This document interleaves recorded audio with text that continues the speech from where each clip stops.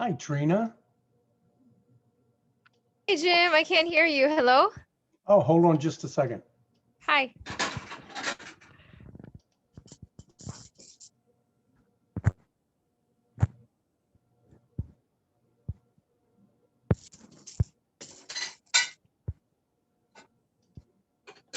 Can you hear me now, Trina? Yes, I can hear you now. All right, fantastic. Daryl, how are you? I didn't know there was even a meeting today. I just saw this on You when know I was what? I had forgotten also. My calendar just happened to beep at me, and I had committed to doing this every week instead of once a month. Okay. And I'll be totally honest, I was totally unprepared. Hey, Daniel. Hey there, Jim. Jim, we had just gotten back from Texas, California. Oh, you guys are back home? Yes, yes. Cool.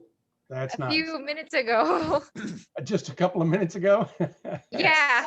So is Charlie dead asleep from the trip? Exhausted? No, he's busy in his playpen. Crib. I hope you guys had a good trip. Yes, it was. It was. They've locked down California starting this evening. SoCal, Southern California. Again. Yes, it's kind of frustrating, but it is what it is. What are you gonna do? Yeah, it is what it is. Not much we can do about it. We just have to live with it, and hopefully sooner or later this thing will go away and be all right.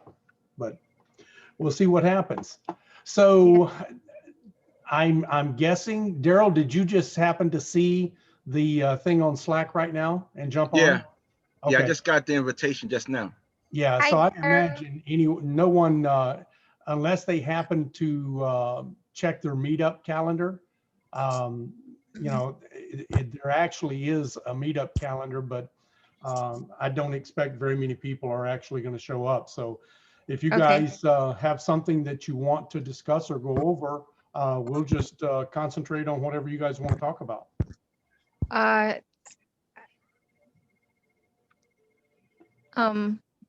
Gary, we'll let you ask away if you have any questions. Sounds good.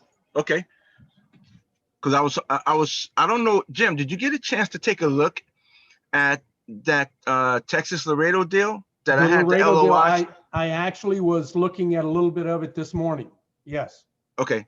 What's your thoughts on that? My wife actually, when she was still working, she was the Midwest Regional Director for Libby Glass for all of the logistics. Right. And they had several warehouses here, and for some reason, they threw in their Laredo warehouse for her to manage also. So she would go down there about once a year. And as you know, it's a very large trading port for Mexico. And those are, I think, the majority of the jobs there in Laredo. There's not a lot of big employers down there other than logistics and trucking, which is not necessarily, it's not bad that's I mean, if you look at it out where we live, that is a major employer. Logistics is a big, there's tons of warehouses out here and a lot of 3PL that surround us.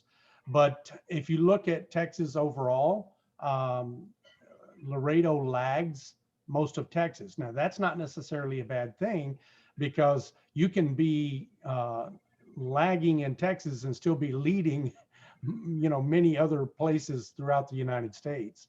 But my biggest concern was the median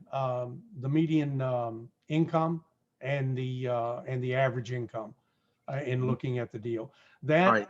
And I don't know if the gentleman that was, I think, selling it now has only owned it for a short period of time. And I think they're trying to make a huge profit on the deal.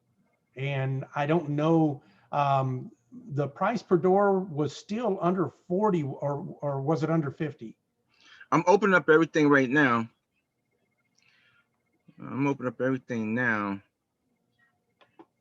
Let me give you the screen, Daryl. Okay.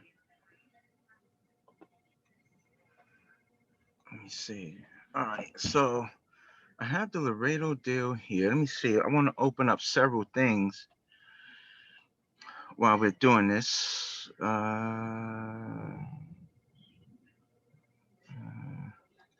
want to open up CoStar too while I'm here.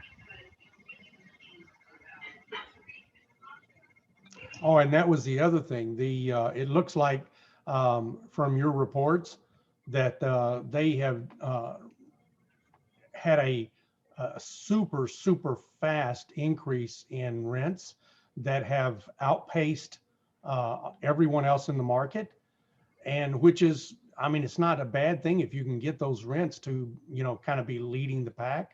But I'm always a little nervous when I'm the highest rent, in town. And oftentimes you can get, my experience, at least on my properties, when I've tried to really push hard on rents, um, I've been able to get rents higher, but have not been able to hold them for a long period of time when I'm the one that's leading everyone else. Yeah. Especially if I'm more than $100 higher than everyone else, then it's been difficult for me to hang on to that. And it was, so everything that you're saying, I definitely understand. And what I've had to do, I had to pull in a third party. I'm going to share my, let me just share my screen. Okay. Where's my, oh, I can't share my screen. I got to share a particular file. So I just share this particular file right here. I just share this here.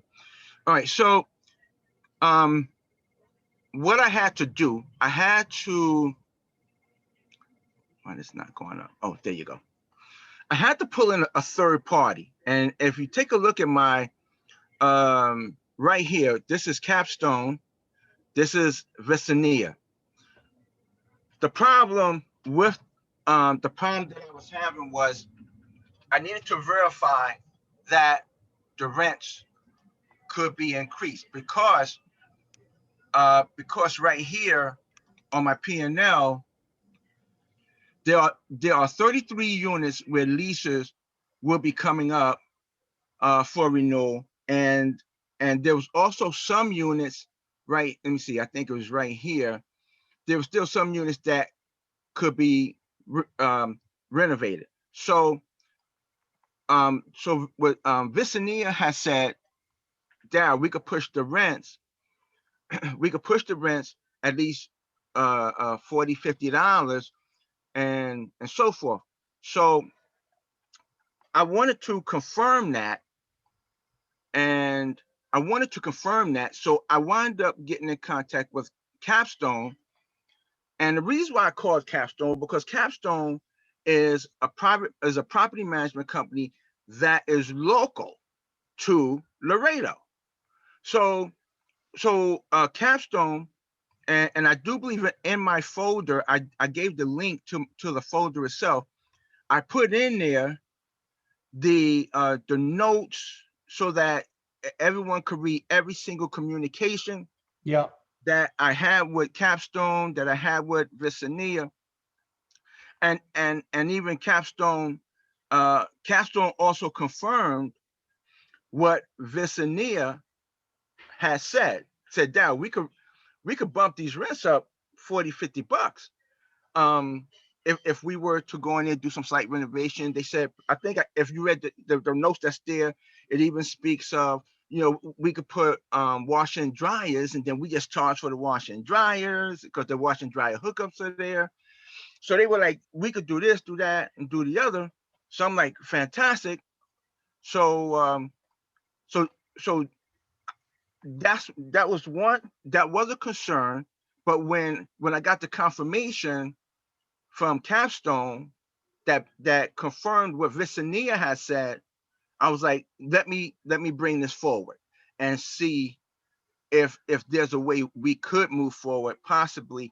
My biggest problem that I wanted to be done was if we could look at the numbers and see maybe if I could come up slightly on the deal. Now, if I can't come up, forget about it. It's just done. It's over. Because I really don't want to. I definitely don't want to over leverage myself. So Was the 5.4? Your LOI was at 5.4, Daryl, or was it at 5.1? 5.1. It was 5.182. So why would you want to increase the 5? Are you saying you want to increase the 5.4? No, if someone was to review my numbers and say, Yeah. Daryl, listen, this is, you need to make a correction here or there. That's the only reason why I wanted someone to review it, just to see if maybe there was something that I missed out on. Was there something that could have been corrected to where it could bring the price up? Because they came down from 6 to 5.6. Yeah.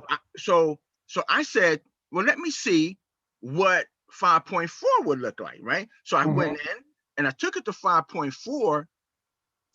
Only what I don't like is year 2 where it drops because it is 12-month, interest only. But if someone could have said that one or two things could have been tweaked to where I possibly could have offered a little more, then I would have said, okay, let's make that correction. Let me see if I could get a little more money. And then long as the numbers continue to look well, then I know we could possibly move forward. But if the numbers, if somebody were to say, nah, Dow, your underwrite is good, it's good, solid, then forget it.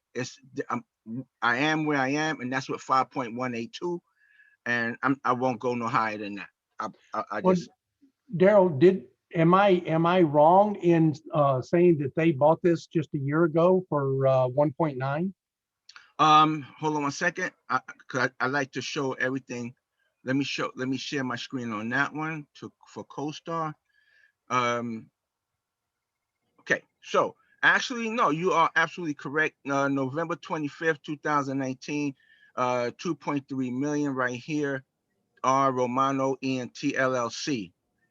Yeah, they bought 2.3. They went in, made some renovations, and now trying to sell it for 6. And the investors that he has in on this deal, they will not go less than 5.6.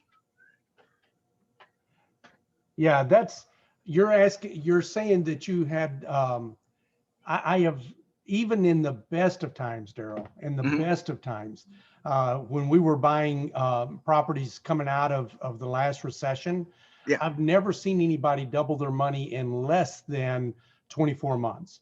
Okay. So I think that they're being, and their price is not proven by any of the comps. Sure. Okay. If you look at the other comps, it's not like they bought this thing at a fire sale, right. Because there was, I think, 1 or 2 other comps that were right in that same price range. Okay. That's it. That's all I wanted to hear. Say, no doubt your numbers look good. They just overpriced. Boom. That's it. Yeah, that's my gut feeling.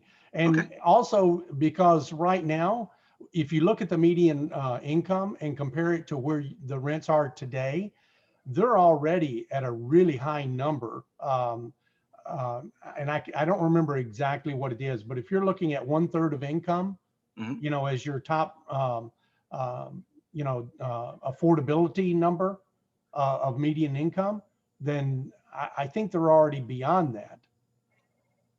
Yeah, I had from the median household income, the number that I normally would go by is a 30%. They was right above at 58%. Can you see my screen? Because I can't see you. Yeah, I do see your screen. Oh, okay. So yeah, I got greens for population, median household, condo value, crime rate.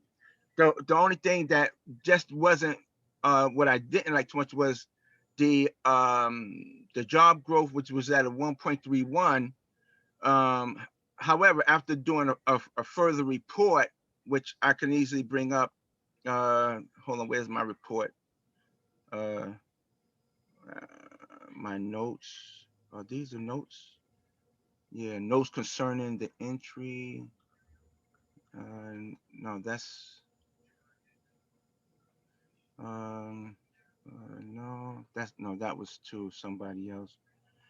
But I understand what you're saying. So I did want to just show I have made a follow up to concerns. Oh yeah, here it is. Follow up to concerns. Follow up to concerns. All right. Let me bring this up. Yeah, so I dug a little deeper. Let me show the follow up to concerns. And these were some of the concerns that I wanted to know about the industry. They were going very strong there. This isn't all of my concerns. I had a whole big concern. Anyway, but no, but the main thing is, like you said, Darryl, no, let's pull back, and that's fine. There's other things that I'm underwriting right now. Hopefully, I would like to try to get some before the end of the year. But yeah, this here, I could sit back and let's see what happened. Simply due to the fact, I really don't think that I don't think no one's going to make a drastic move on it to me right now. I think he's going to have to come down. I do too. He's going to have to. I believe that you're right in that. And Laredo is not, I mean, if you look at the number of sales, it's not a hot market in Texas. Right. The majority of the workforce in Laredo actually are day workers that come across the border. They're legal day workers, but there's the city, from my memory, I think my wife said the city's population in the daytime is like double or triple what the actual real population is. Yeah, because that real population, yeah, it's almost like a tourist town where during tourist season the population triples. Right. Okay. So. Okay. But yeah, that and there was another.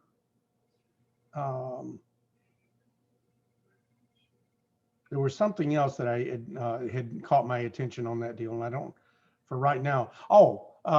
Most of the deals that I'm looking at, if you look in the deal folder where I've been uploading deals that you can invest in, yeah, a lot of those are Texas deals.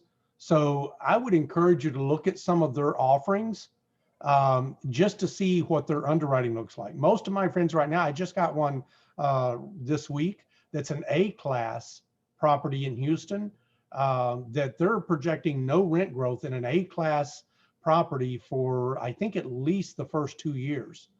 And the other thing is, I wanted to ask, I see a lot of guys underwriting to 7 years and even 10 years. Yeah. What does it do to your underwriting? I have never underwritten anything to 7 years. We've always done 5 years. So what does it do to your underwriting when you just scale everything back to the 5-year mark? Well, the only reason why I underwrite to 10 years is because of me being a legacy holder. And the criteria, my criteria that I have designed is really more designed for legacy, not for just fix and flip and get in and get out. Right. Well, because I'm not questioning that. I think that's a good strategy. I would prefer to hold long term. Right. But a lot of your investors are not like that. A lot of your investors prefer to have no more than a 5-year horizon. That doesn't mean you have to sell the property. At that point, you can try to refinance it and cash them out and keep a bigger percent of it for yourself if you want. So the investors that you're looking for, say in 5 years, they really prefer to have all their money back in 5. Most of the people that have been buying properties in Texas, yeah, that I know, I have not seen. You can look at every one of those deals that I've uploaded, and there's probably a dozen of them in there. I don't think you'll find any of them, the ones that I've uploaded, that have longer than a 5-year hold. Okay. Now, and typically they are actually selling the property. Most of these properties change. Honestly, a lot of them never make it to the 5 years. Right. You know, they sell in 3 years or 4 years, whenever they've got enough equity to actually make if they meet their 5-year numbers. Right. Anytime earlier than 5 years, Yeah. that's when they sell. So when they hit that number, the investors are more or less trained to say, okay, we got our return that we expected. We got it faster. Let's move on to the next deal. Okay. They want to take their profits off the table. Okay. And reinvest. Gotcha. Okay. And so I'm curious what it does to your numbers. I mean, I have to think that typically as you go longer, the returns I think will go down.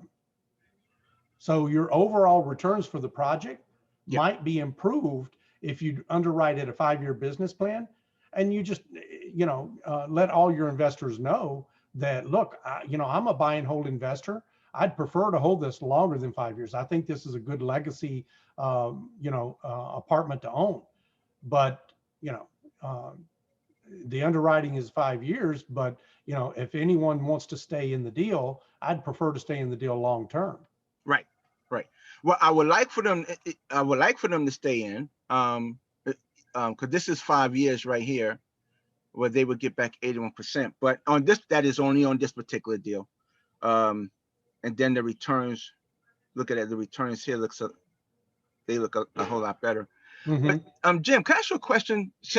Since you mentioned that, and this is off topic for a minute, okay? Right now, I'm caught between where end of this year I'm going to get hit with a capital gains because I sold a property up in New York. Do you know of a deal that I could get into that may be in an OZ? So you sold a property that you want to, okay, so you cannot 1031 the property? You would prefer to OZ? Yeah, it's too late for the 1031. What it was, I sold the property not realizing that I was going to get hit 2 times with a capital gains tax. New York hit me as soon as I closed. They took 45%. Wow. Now now I'm worrying about the end of this year.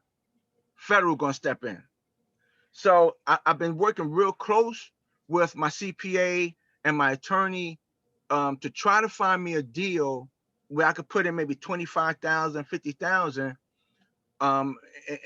But it has to, but my attorney, my CPA said it needs to be in an OZ, because then the capital gains, even if I may not have to pay, but if I do, it could be deferred out because I'm in an OZ. Yeah, you're not going to get the 100% that you would have gotten last year, but I think it's at 90. I do know a couple of people. You should post that on the Slack channel, because you want a lot more than just me looking for you. There's now you said 25 or 50. So are you considering not doing the whole thing? When you say the whole, no, she said that she said the minimum I need to do is 25,000. She said I don't need to do more than that. She said, but 25, but I'm willing to put in 25 or 50,000. So yeah.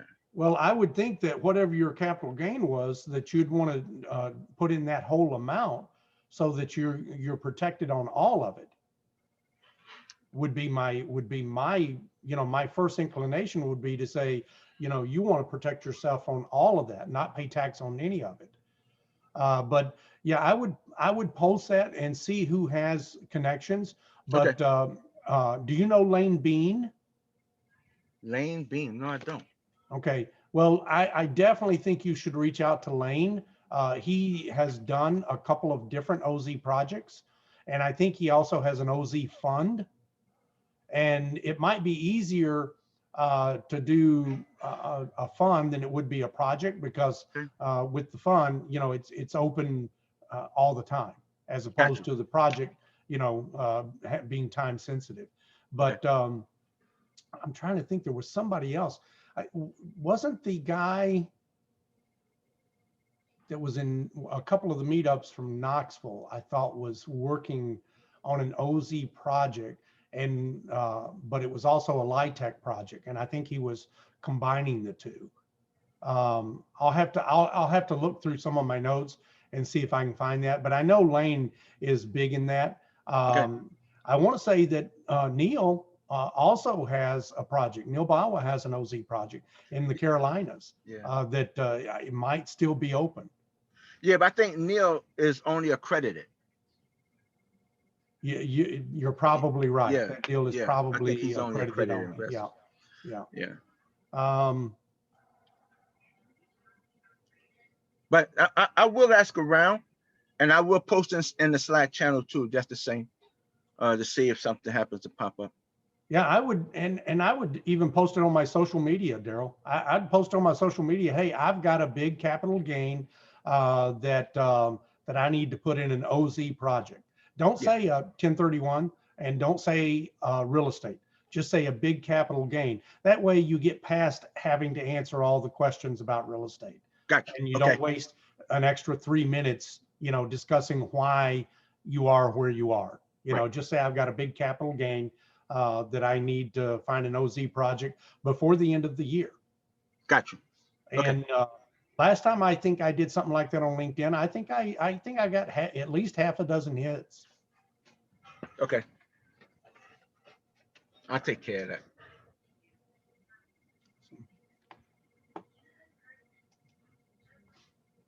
Okay.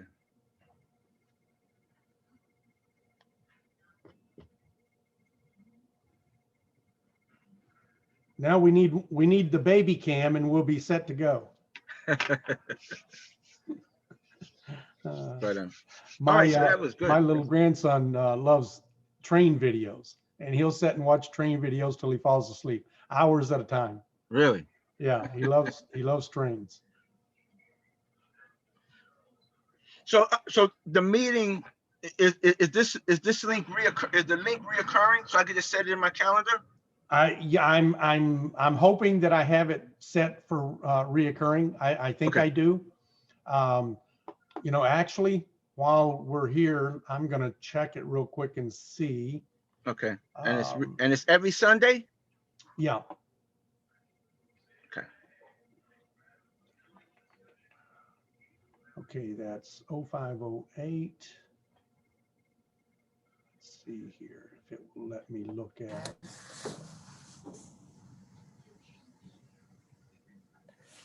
Hey, Jim, you have time for some questions, Sure. Some more questions? Absolutely. Fire away. Thanks, hopefully I can chew gum and walk at the same time. We're going to find out. Okay, I'll wait for you to, okay. While you're looking that up, what partnership structure do you prefer, distribution structure do you prefer? Everything that we have done has been based upon quarterly distributions, but I would prefer, actually, if you have a good cash flowing deal, I actually prefer monthly. And the reason for that is I think that if you can get on a regular schedule with people, I think that you'll get more investors in the long run. But typically, the only people that are doing monthly are some of the really big syndicators. Okay. And as far as the distributions, do you like to do a waterfall, or do you like to use some other method? Most of what I have done has not been waterfall methods, but I will tell you that it really depends on what your investors expect. I know guys that if you can imagine any way to structure a deal, it has been done. You know, so there are no rules about what you can and cannot do. The only rules are rules of thumb that people are used to seeing. But if your investor database is outside of this space and they've never invested in real estate before, they're not going to know anything other than what you tell them. You know, I know Tim Bratz, he doesn't do it anything like the rest of us. You know, he sets all of his up. He tries to get his investors in and out of his deal within 3 years. And then when he gets them out in the 3rd year, he owns the property outright himself. Wow. So But he's why got a very, very not to particular do niche. waterfall? I'm sorry, say again. Why do you prefer not to do waterfall? Why do you like The biggest reason that I have convinced myself of, and that others have convinced me of, and I second guess myself about this at least every few months, Daniel, is the complication factor. And so after you've done enough deals, then I would say absolutely start doing waterfalls, and but it's typically only the big operators, the same operators that I was telling you pay out monthly. These bigger operators that have gone full cycle a lot of times, and people trust them so much that they don't even question why they're doing the waterfall. They don't even question, how it works. They just know they're getting a check. They're happy with the check. They love the operator, and so they just keep reinvesting. And so once you can build that kind of trust, then you can get a lot more creative with the waterfalls. I think that once you've proven yourself enough times with your investor database, that they will give you a lot more rope to hang yourself. Do you just do a straight split then, like a certain percentage to the GP and a certain to the LP? Yeah, most of my deals have been 80-20, 80-20, with 80% going to the LPs. But but most of the guys on our channel and most of the girls on our channel are not used to that. Most of them are doing a 70-30. Okay. And most of them also are doing a pref. Okay.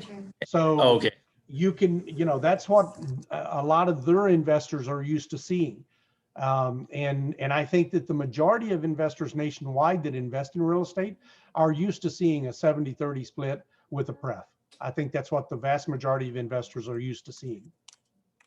Okay. Good to know. And I guess going back to what you guys were talking about earlier, you mentioned some guy who likes to sell after 3 years and then hold it. Like how long does he hold it? Indefinitely or? Yes, indefinitely. He's a legacy holder. You like? Do what, Daryl? Legacy. Yeah. Is that That's what okay? he is. He's a buy and hold investor. He doesn't want to sell or like to sell unless something is an opportunity. So, instead of selling, he will refinance and take all his capital out, ever so often, so that he constantly keeps, he doesn't want to keep an asset 80% leveraged. He doesn't even necessarily want to keep it 75% leverage. Some guys that are legacy holders will keep their properties leveraged only at 60%. And so they always have 40% equity, out there. And so, that's, a different kind of game plan. Not too many guys are doing, but it works for him.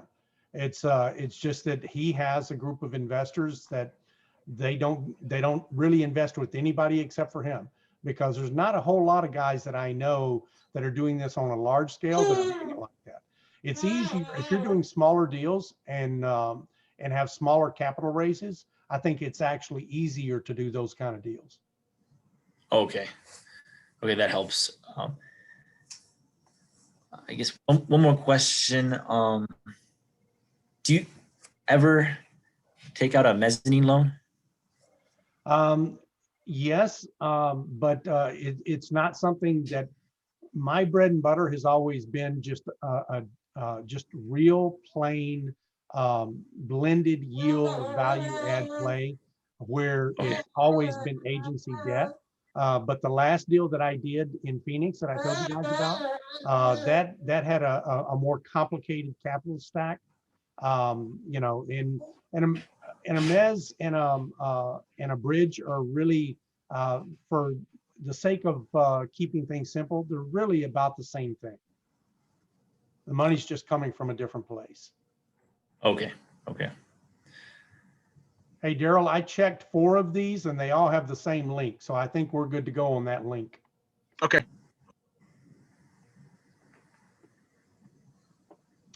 Derek, how are you this evening?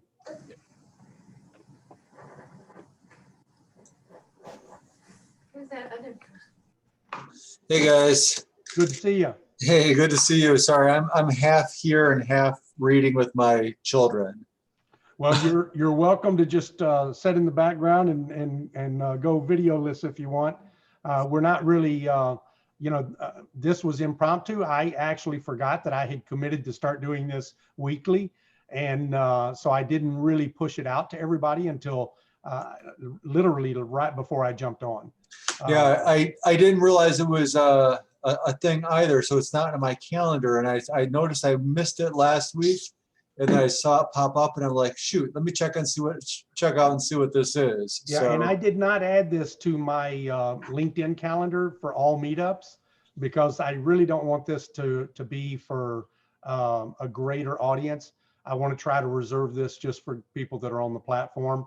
You know, we may let some other high net worth individuals in. We've had a few people that have requested to come on that are not part of the platform, but they are high net worth individuals that might help, you know, some people get some deals done. So I might make some exceptions there. So is the schedule then 8 p.m. on Sundays? Are you're on Eastern time? On Eastern, I'm Eastern time, yeah. Yeah, 8 o'clock Eastern. Yeah, 8 o'clock Eastern. And it's on meetup.com under the GOB Mastermind. It's on the same day. Actually, I had set it up originally for the last Sunday of every month, but someone had asked me if we could do it weekly. And I opened my big mouth and said, okay, I'd give it a shot. And then I put it on my calendar, but I didn't push it out to everyone. But I'm pretty sure on the meetup that, let me check it again here real quick. Yeah, I apologize to monopolize the conversation over scheduling, so we can go back to. But hi, Daniel. Hi, Daryl. Good to. I've met you before, Daryl. I don't think we've connected, Daniel. Oh, hello, Derek. Good to meet you. Good to meet Daniel you. and Trina are from California. You may have seen them. They are the ones that they were in San Antonio vacationing. They've got family down there, and we were the group was looking at an apartment complex, and they jumped in their car and went over and did a Facebook Live walkthrough on the property last week, which was pretty cool. So very good, cool. And where are you from, Daryl? Daryl's. I live in New Jersey, but I invest in Texas and Arizona. Okay, whereabouts in Jersey? Southern Jersey. Okay, I was in Northwest for a year. Oh, really? Yeah, or right across the river from Stroudsburg. Oh, okay. Yeah, I know what you're talking about. Yeah. I'm right outside the gate of Fort Dix. After I got out the military, I just stayed here. Yeah, we're other ends of the state. Yeah. So, hey, a little small town in Jersey. Yeah. Hey, Daryl, do you know Mark Caesar? No, that name. Yeah. I spoke with Mark Caesar. I spoke with Mark Caesar because he had me to evaluate one of his deals on Michael Blanc's Slack channel. I think he belongs to Michael Blanc program, and I'm one of the advisors over there. Okay, yeah, I told him to reach out to you and start attending your meetup. You know, he needs some inspiration. He needs some to know a few people that, you know, are a little more active that can help kind of keep him accountable and point him in the right direction. Right now, he's at the very, very early stages Okay. of trying to switch over from wholesaling to multifamily. Yeah. And in order for him, I've given him several things to do to try in order to switch over. But capital and capital raising right now are not his strength. Okay. But we need to find ways for him to capitalize, and I think he needs to start small. And I've encouraged him to try to stay local in the beginning. I think he'll have a lot more success. So Okay. if he can find some small stuff and network with some of your guys that are local at the local meetup, I think that'll be good for him. Okay. So Derek, are you going to pursue that Humboldt Park deal? Probably not. That's probably not. I was just kind of interested in, I don't know, what you thought of that neighborhood and whatnot. I don't really know Chicago very well at all. I really, Did you push it to your neighbor? I didn't. No, he's pretty much, he's got his fill for the year. He said he's taking December off, but I'm not so sure that, we were supposed to close on his deal for Calumet last Monday. Yeah. And it's been extended to the 18th, and now it's looking like it might be even further. So it's got a little hairy at the end here. So the sellers just didn't have they were not ready to close at all. And Who's he using for property management, Derek? I don't know, to be honest with you. So, I could find out for you. yeah, I would love to talk to him and find out. And also if he gets in a bind, I don't have the time to be boots on the ground for, running around doing a lot of things. But, but if he needed something or needed me to make some connections for him locally, I definitely would be willing to provide resources for that kind of thing.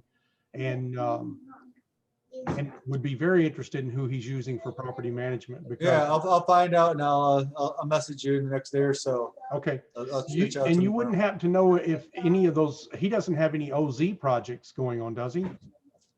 Not that I know of. I could check. Are you looking? Do you have? Well, if you know of any OZ projects, Derek has some capital gain that he needs to get into an OZ project before Who the end of does? the year. Who does? Oh, Daryl does. Yeah. Okay. By the end of the year. So Okay. you'd have to know somebody who actually has an active, and I think even if they're not. How much are you looking to? How much you looking to move? Between 25, 50,000. Okay. Like a certain asset class? No. All right, my partner. So here's the situation. This is the guy that kind of turned me on to syndication. So I'm most of my investments I own myself, and I became a realtor because I'm buddies with the broker here in town. Just give me my license. So my first deal was a buddy of mine, and he does syndications. So I found him a deal down at Calumet City, down you know where Calumet City is. No, I'm not familiar. It's like south neighborhood of Chicago, one of the southwestern suburbs. Okay. Yeah, and so found him a 12-unit multifamily property, cash flow as well, and he got this under contract, and then so as we were going through it, I'm seeing kind of what he's doing here, and I'm like, well, explain this to me, and he's like, well, I syndicate these, and he's got his investors in Chicago and whatnot that buy these and whatnot. So it's the property is $690,000. It's about a 10 cap, and this is the 10th one he's done this year. So he's got some experience behind him. And anyways, we were supposed to close on the 1st, and the seller didn't have anything together. They have to have a inspection from the city of Calumet that they didn't have done. They can't come to closing without that done. There's a few other things. They didn't have a deed written. They're like, we're like, okay, we're ready to close, and they're like, okay, well, we're ready to close too. Well, where's your deed? We don't have one. where's your, and then you have an attorney. So it was kind of a joke. So my buyers, who's the syndicator's pissed off. You know, I'm in the middle. I'm just a real estate agent. This is my first deal. I'm really an investor, a real estate investor. This is my first time trying to broker a deal or, you know, manage a deal. But anyways, one of his investors backed out because it's delayed. They were supposed to, you know, start on the 1st. And we're putting pressure on the seller to basically say, okay, we'll delay until January, but we want the rent. So give us essentially a per diem rate of what we would have earned had we closed on the date that you were supposed to close. Otherwise, they're going to default, and their default language is pretty aggressive. And anyways, that, I guess now that I'm talking about that, I probably wouldn't do what you're doing because they would be actually closing in January. But he is looking for somebody to fill the other investor's shoes. And I can't imagine Calumet City would not be a opportunity zone neighborhood. Does it have to be actually an opportunity zone project? Oh, it does. Okay, then that wouldn't qualify. But yeah, he'll be looking for somebody to fill that extra 50 grand, or he'll probably just plug it himself. What's the address? And I can look it up, see if it's OZ. Well, even if it's OZ, Daryl, it won't work for your, because buying a property in an OZ does not qualify it for the OZ fund Gotcha. Tax exemptions. Okay. So in order to qualify for a real estate deal, you need to, there's a dollar amount that you have to invest. Okay. So pretty much the only way to do it in a real estate deal is if you buy something for 100, you need to put 100 of new capital into that property, into that project, in order for it to qualify. And you know, you've got to create so many jobs, you got to invest so much money, you know. So from my recollection, pretty much the rule of thumb I told myself, just so I could remember, was you pretty much need to double whatever you pay for the property, which means, you know, it's very doable in a lot of these neighborhoods where you can go in and buy an abandoned property and gut it and rebuild it. Those are great opportunity zone projects, you know, but a deal that's already occupied and you're not planning on doing that is not going to qualify. Gotcha. Okay then. The address is 416 Cornell in Calumet City. And it's a 12 unit. And he's acquiring at 690. Just FYI. What's the I know a little bit about the oh, there we go. Yep, that's it. Goodbye. That's it.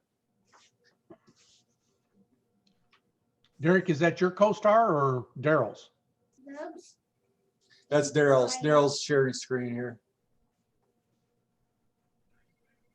Yeah, that's my co-star. Yeah. Yep. It's under contract. Okay. Yeah, it's under contract with my buddy. Yep. Yeah. That's it. Again. So what's the scenario in which you need to use the OZ? I know a little bit about it, but I don't remember the details. So I know there's some advantage with regards to capital gains, but like walk me, if you wouldn't mind, if you can walk me through the scenario in which you're looking, like, what's the scenario you found yourself in that you want to invest in an OZ project? Yeah. No problem. I can easily explain that. I sold the property back in September or October, and I got hit with two capital gains tax. One was from the state where they took half my money, and then the feds are going to hit me up for some more money. But my CPA told me to, if I could get into an OZ, where I could put in like maybe 25,000, 50,000. That would work favorably for me to reduce my capital gains. So that's the reason why I'm really trying to see if I could find someone that have an OZ that I could just put some money into, like 25, 50,000. Okay. Yeah, you know how they say you learn from your mistakes. Believe me, I learned from my mistake from not doing that 1031 on that property in New York. Is it possible that 1031 instead of OZ? No, it's too late now. Deal done closed back in October, September, October. Too late now. Are you accredited? Yeah, no, I'm not accredited. Daryl, have you worked with an intermediate, a 1031 intermediary? Before? No, I haven't. You should reach out to all of the ones that you know. There's a reverse 1031. Really? And so 1031 is not strictly the 45-day. You may be able to actually sneak in on the back end of something. Reach out to several of them and ask them, say, hey, I'm interested in some of the unusual types of 1031s. Can you explain the different types of 1031 to me? And okay. is there a 1031? I've been told of a reverse 1031 where I might be able to actually sell a property I've already sold, still be able to back into a 1031. And there's at least 3 or 4 different types of 1031. Okay, I'll look into that. Yeah. When you told me originally, I thought that this was something that you had done like, in January, February. But if it was October, you still may be okay. Okay. Yeah, I think it was October 12th when and that would make life a lot easier on you. Okay. Instead of having to find an OZ. Yeah. There's 3 or 4 people on the platform that are raising money right now, to try to that have active deals, that you could just jump into one. They might have to create a tick for you. Okay. What's a tick? Tenants in common. Tenants in common piece of when you do a syndication, typically it's just a straight 80-20 split or 70-30 split. But you can actually, if you have a real high net worth individual that wants to take down and has a big 1031 exchange and wants to give you, say, $500,000, you can set up a structure where they're actually buying the first $500,000 of equity in that property, and then you syndicate the balance of the property. Okay. Jim, is it typical to 1031 upon exit in general? It's not. Ask me again, Daniel. Is it typical to do the 1031 at sale? On a syndication or for an individual? For syndication. It's unusual. As a matter of fact, before this year, most attorneys would tell you can't do it. But about 3 years ago, when I started asking attorneys about getting out of syndications and being able to 1031, because I was getting a lot of pushback from my investors in the Chicagoland area that had never done a syndication, and it was one of their big concerns. And I had half a dozen, maybe 10 different SEC attorneys tell me you couldn't do it. And I just kept pushing. That there's got to be a way to do it, And finally, a couple of them got creative and started figuring out how to do it. And then next thing you know, it's very common now. Okay. Yeah, I was reading some blog post by Joe Fairless, and he was saying that he actually prefers to do 1031 at exit his deals, but okay, that's good to know. Yeah, if you look at how old that blog post was, I guarantee you it's less than a year old. Oh, okay. Because he wasn't saying that 2 years ago. Oh, okay. But that's, I don't disagree at all. I mean, why would you want Why would you not want to 1031? You know, because So, you get, Daryl, that deal you regretted not doing the 1031 on, was that a syndication? What? Which one? The one you wish you had done a 1031 on? No, it wasn't a syndication. Oh, okay, okay. No. No. Was it just was it a multi-family still? Yeah, it was just my wife and I on a multi-family building. My wife and I Okay. owned it for 5 years. Well, longer than, but I'm gonna say 5 years. But yeah, Okay. it was in New York, and New York, the laws are changing rapidly in real estate. So I said, I just wanted to go ahead and get out to my wife. I said, I think it's best that we sell it. We have to height of the market right now. We could really get good top dollar. The property didn't even stay on the market for a good week before we had over the asking price. And we jumped it. We said, okay, let's go ahead and just do it. It was like maybe a couple of days and had over the asking price. Oh, wow. That's great. But where I failed to do my homework was I should have checked to see if I was going to get hit with a state capital gains tax. And was the property in New York? Yeah. Oh, okay. So that's where they caught me. That's where they caught me, because at closing, I'm telling you right now, they took half of the money. So we don't have capital gains tax in the state of Michigan, I don't believe. So in the state of New York, if yes, you have capital gains there. Yes. If you were to roll that into something in Chicago, for example, would you have still avoided that New York capital gains? Yes. If I would have did a 1031, I would have avoided both capital gains tax. Yes, I would have. How would that work? I don't doubt you. I'm just trying to figure out in my brain, like, how would you avoid the New York capital gains if you rolled it into an Illinois project? No, as long as I did a 1031, I would have avoided capital gains. Okay. But by me not doing the 1031, I was okay with. I know it sounds crazy, but I was somewhat okay with the federal. Well, yeah, it's at an all-time low right now. Right, but when I found out that New York is at 45%, I was like, what? And they don't wait for you to send them the money. They take their money at closing. A check is written to them at closing.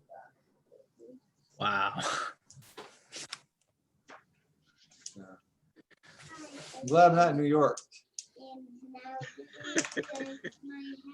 So are a lot of people, Derek. Yeah. I'll come visit. And well, that's okay. I'm out of New York now. I'm down in New Jersey. I'm trying to get the hell out of New Jersey too. So I'm trying to get out of these states, man. Get out of these states. All right, but guys, that's okay. It will never happen again. We got any other questions? Anybody have something they want to cover while we're on? Well, Jim, maybe you can help me understand this. This is more of a strategic thing that I've never completely got my head around. Awesome. Hey, can you send Alex in, please? Thanks. So we just witnessed Go Dog Go, and now my next child is coming in to read his book. I have 3 under 7. So the 1031s, if you keep rolling that, like right now we're at 20%. If we kept, if say you had a $100,000 gain or whatnot, and you roll that into the next deal, and you roll that into the next deal, and you roll that into the next deal, when do you eventually pay the piper? If you die, say I die and I now have $1 million, gain, is that to be paid by my heirs, or is that wiped off at that point? Nope. It's wiped away. Clean. That's it. So because you died, you never had the opportunity to pay it. When your heirs inherit your property or your assets, they have stepped up basis to whatever it's worth when they inherit it.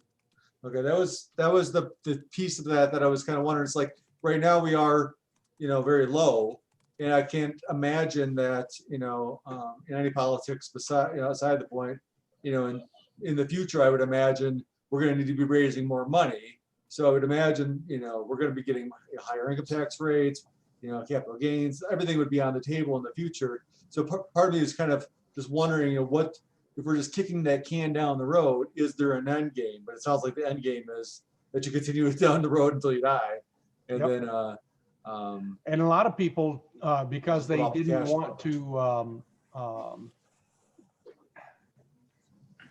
there was a lot of OZ funds that came about from people that had been kicking the can down the road for a long time, and we're trying to do something other than just real estate.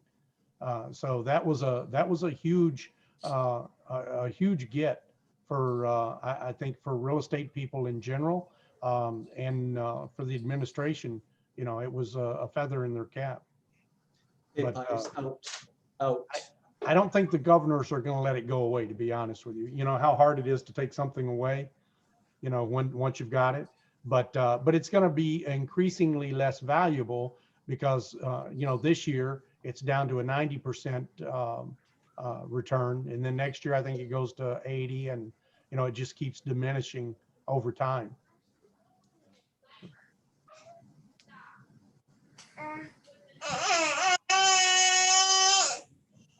Daniel, any more questions? Or Trina? See, no more questions. Thank you, Jim. Okay. So, well, guys, it's 8:02. I am going to call it a night and go cry in my beer because the Bears absolutely suck. So, congratulations, Derek. Hey, it's 8 o'clock. All right, guys. Thank you guys. All right. Sorry to join late. I'll meet All right. you up next week. See you guys next week. All right, See you thanks. next week.